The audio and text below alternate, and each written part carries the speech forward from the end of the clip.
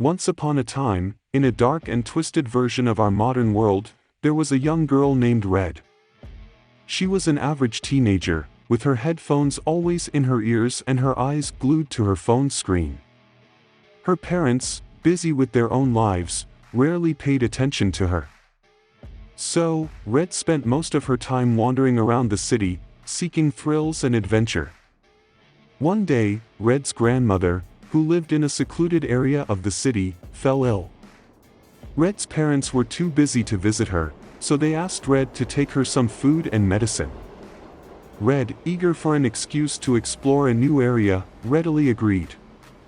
As Red walked through the dark alleys and deserted streets, she noticed a figure lurking in the shadows. She tried to ignore it and quickened her pace, but the figure followed her, its footsteps echoing ominously behind her. Red reached her grandmother's house and knocked on the door, but there was no answer. She pushed open the door and stepped inside, calling out for her grandmother. The house was silent, and Red could feel a sense of unease creeping up on her. Suddenly, she heard a low growl behind her, and she turned around to see a giant wolf standing in front of her, its eyes fixed on her like a predator stalking its prey. Red's heart raced as she backed away, but the wolf kept advancing towards her, baring its sharp teeth. Red's mind raced, trying to think of a way to escape. She quickly grabbed a kitchen knife, but it was no match for the wolf's massive strength. Red was trapped, and the wolf was closing in on her. Suddenly, there was a loud bang, and the wolf yelped in pain. Red turned to see a group of teenagers, armed with guns and knives, standing in the doorway.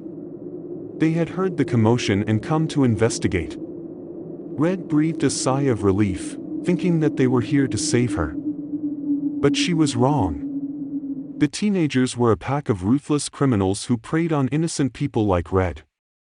They saw her as an easy target and had been following her since she left her house. The wolf was their pet, trained to hunt down anyone who crossed their path.